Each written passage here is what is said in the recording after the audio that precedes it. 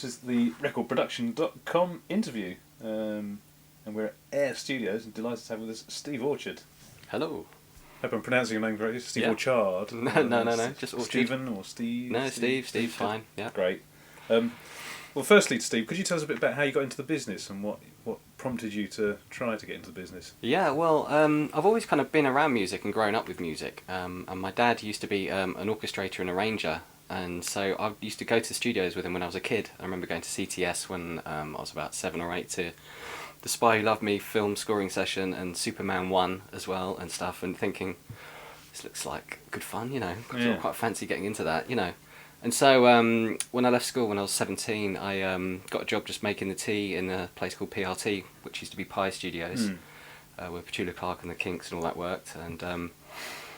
And they asked me to stay on, basically, because it was just going to be for like a summer holiday sort of job sort of thing. And I was going to do a theatre sound course because there weren't many studio courses at that time. I think it was very early days of SAE and all that kind of stuff. And so I thought I'd do that, but they asked me to stay on, so I blew out the college, and yeah, it's been great really. It was a good place to learn, it's very old school, and they had 2 Neve studios, and they had 2 vinyl cutting rooms, and a CD editing room as well, because that was like the advent of the CD, sort of back in the day and all that. Yeah, so it was a great grounding, to learn a lot of different aspects of recording, We did everything there from like, I worked on Motorhead to like Chaz and Dave, like a brass band or something, all sorts of stuff. So excellent. Yeah.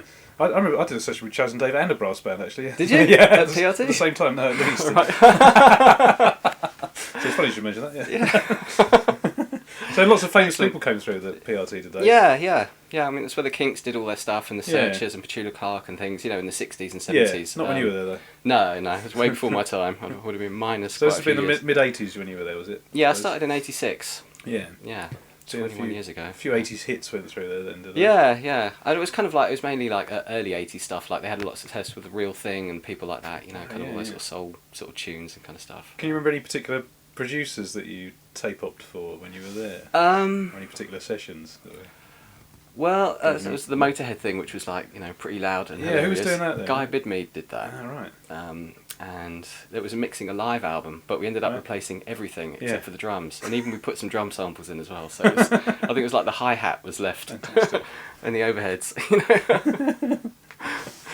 It was quite funny because when you press play on the tape, it was just so loud it just looked like a tones reel. It would go bang, all the needles would just stay there, and then the little stops in the song in the tunes, the needles would just dip back and come back on again, but not move at all, because it was just so loud. Yeah. Lots of compression going on there. Yeah. Brilliant. Yeah, so did you leave when it closed down, or did you? No. I left about a year before it shut. Right. And I got a job at Air because my dad was up at Air, and they were interviewing for people at the time for assistants, and so I thought, well, I'll ask. But they'd already given the job to somebody else, but it didn't work out for that person, and I got a call from Malcolm about 6 months later, and so. Came and joined here, and that was at Oxford Circus. That was, yeah. So lots of even more famous people coming through there. Oh yeah, loads, yeah. I mean, it's a great place, really good. It still is a great place. It's a different thing though. Since we've been here, it's a lot more film orientated. Kind of. What's your favourite part of the process? It's tricky, really. I think recording. It's kind of like because it's sculpting and shaping, and it's kind of like it's seeing how something turns out, what I mean? It's always interesting. Yeah. And there's always so many different avenues you can go with it, But I do enjoy mixing as well. It's kind of... How do you monitor when you're mixing? Do you tend to use NS10 still, or? Yeah, NS10s, Auratones. I've got some Dyne Audio BM15s, which I use all the time as well. I take those around when I'm tracking too. And monitor quietly as well. Don't listen loud when I'm mixing. I just can't do it. It's just tiring, And you lose your perspective of balance as well. Like you can spot a record that's been mixed loud on the radio, so a mile away, because the shake is like jumping out a mile, or the tamborine's really loud, and it's because they've been monitoring too loud, If you sort of like suddenly just turn it down, these things really jump out, and it's kind of that's where you get your best balanced perspective, I think, And it's how most people listen as well, They don't always blast it out, I mean, it's great to blast it out here and there, but it's also fatiguing, It tires your ears, you lose your top end, and it kind of it's counterproductive, I think. Yeah. Yeah. So did you come and mix it here? Did you? No, we did it down at Real World. Chad Blake mixed it. Oh, I see. Right. Yeah, yeah. Wait, so you weren't involved in the mixing, or you? Well, I was down there because we hanging were out. still tracking as well. I see, yeah. So I was kind of like set up in the live room with our mobile rig, and Right. Chad was in brilliant. the control room mixing. So. Excellent. Yeah, it was good. How long did you spend on the recording then? We did 2 sessions up in the West Coast. The first one was like for 2 weeks, and then it was 3 weeks for the second time. Yeah. So they were quite well prepared, I assume, before they. No, not really. No? No. Fran would have a song on the guitar or something, and he'd just play it to the other guys, and then they'd run through it, get the arrangement sorted, Right. and we'd record it. Brilliant. The good thing about them is they don't use a click, and they've all kind of got this Travis tempo that they lock into, and it's like it's amazing really because we've replaced the drums on a couple of tracks. And it was no problem. The first time we did it, I thought, no chance. This is not going to work. And Neil was just bang in there, and it's just spot on. And we've replaced like main lead rhythm acoustic guitars when the track starts with rhythm guitar, and they all just seem to be able to do it, which is quite amazing, really. Yeah, it must be great working with people who can play as well as that. Yeah, It must make your life so much easier. Yeah, it's great, and they speed up and slow down, but they all do it together, So it's it's got this natural thing. Working with Paul McCartney was an eye-opener as well. You did a lot of his recent album, didn't you? Yeah, I worked on that. That was fantastic. Where was that done then? Down at Peasmarsh in Rye, his studio, Hog Hill, down there. Yeah, and that was great. He's got so much enthusiasm and he's just like a nuclear power station of musicality. He just kind of can play everything and it's got such a vibe still. It's amazing to see, really. Yeah. Like he'll go out in the live room, put down a piano track or something, or an acoustic guitar track to get the rough arrangement down. And then he'll go out, get behind the drums, do a good drum part. It's a little bit flammy, whatever, but it's all easily fixable. And then he's on the bass, with his, and within 4 hours or something, you got a track that's pretty much in really good shape, And he's got all these amazing equipment and instruments down there. He's got the original Melotrons from the Abbey Road sessions and stuff. With the Strawberry Fields tapes in and stuff, and these great guitars, pick one up and go, right, I use this one on Taxman. It's like, what? It's very good. Must be great. It was amazing. That was a real good vibe. Yeah. He's got Elvis's double bass as well. just we recorded. It's all gold and it looks great, but it doesn't sound that good. Some people are reliant on technology, It's like, in the old days, people used to practice. They used to practice and practice. Do you think? It seems to me that everyone's spending more time learning how to use Pro Tools than practicing. Yeah, I think that's true. Particularly a few years ago, I think. There's always just scope for people to be better musicians. Kind of rather than relying on the computer to fix something, get it so you can get the live performance right. Yeah. What are the most advanced techniques you think you've learnt over the years? Well, for overheads, I don't have them in the regular position. I put them here, behind the drummer's head. Behind his ears? Yeah, either side of it. And you get a great sound there. Yeah. You get like a really good natural balance of the toms and stuff, depending on what mics you use. But TLM 170s are particularly good. And hypercardioid with some pads in. Right. And providing your click track's not too loud and you got sealed cans, you're alright. Otherwise, you're just miking up the click track. Yes. But that sounds really good actually. Right. You've got to be careful with phase and stuff, obviously. But that's a good one. And often just overdriving a couple of mic channels as well on drums. Like I'll have a couple of crunchy channels where you just overdrive a mic preamp like ridiculously. Yeah. And if you mic the kit up so it's quite dry in a dry room, but because of the amount of gain on the crunchy mic, it turns into a room mic almost. Yeah. You don't have to have a lot of it in. You can just sort of edge it in, and it kind of gives the whole kit a lot of sort of depth and dustiness, which is kind of nice. Yeah. That sounds like a great trick. So that's a good one. one. Where'd you put that mic? Would that be sort of positioned away from the kit a little bit? No, it's actually I do 2 different ones. I do a U87 with a pad on it, cardioid, and right above the bass drum, like that's the lip of the bass drum, right on top of it, like that. Ooh. And just you have like 80 dB of gain on a mic preamp. And also so it's actually over the front of the drum, so it's sort of just pointing at the shell. Yeah, and another one is I've been using a D112 recently. Used to use a 441 Sennheiser and have that. Say if this is the drummer's perspective, like the snare drum and the bass drum, kind of pointing there. Pointing at the side of the snare drum a bit. Yeah, sort of. yeah, at the side of the snare drum and the other edge of the bass drum. Right. And that's another one as well. And Oh. just drive the gain on that, and Right. that's really good. Okay.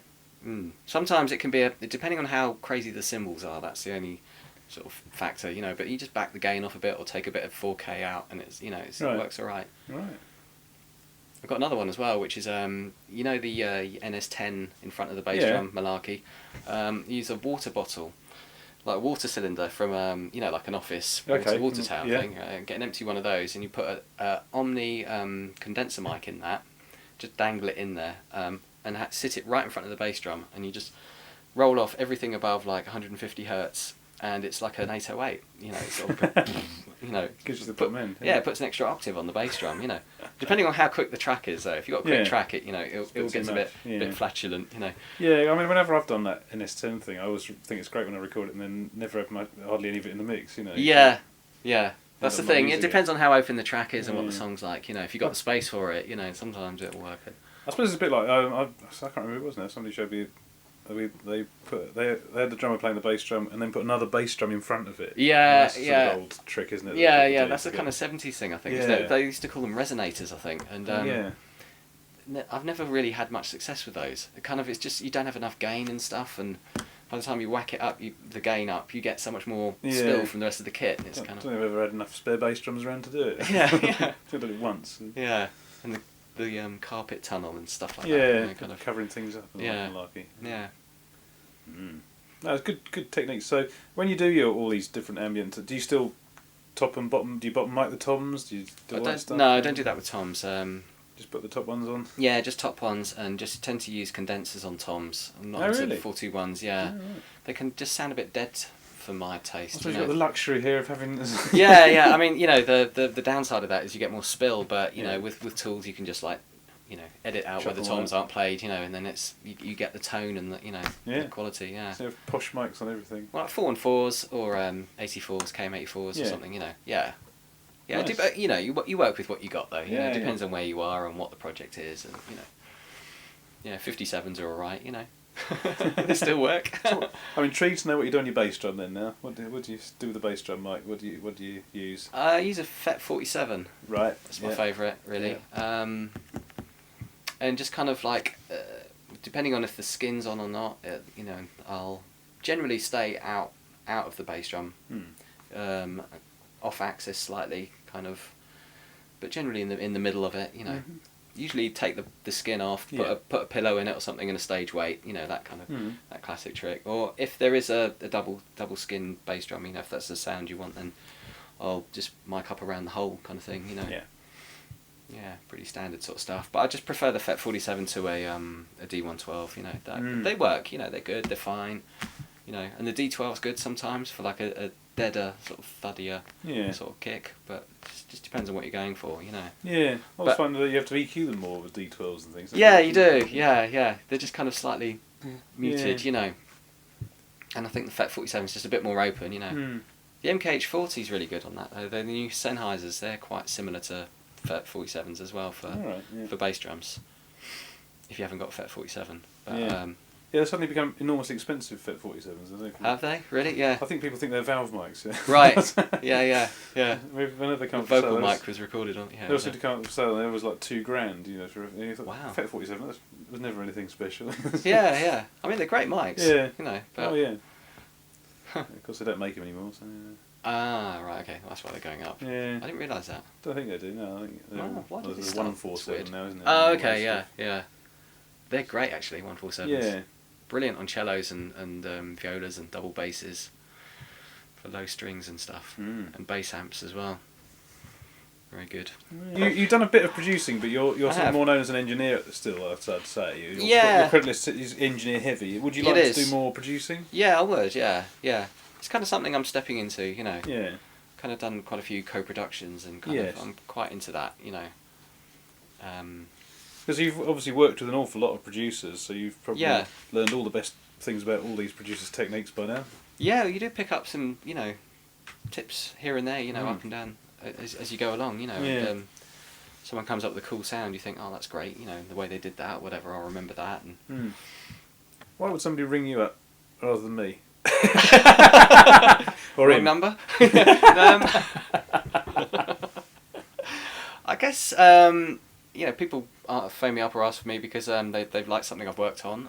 There's a record that I've done or something or been involved with that they liked, or it's been a recommendation through somebody that I've worked with.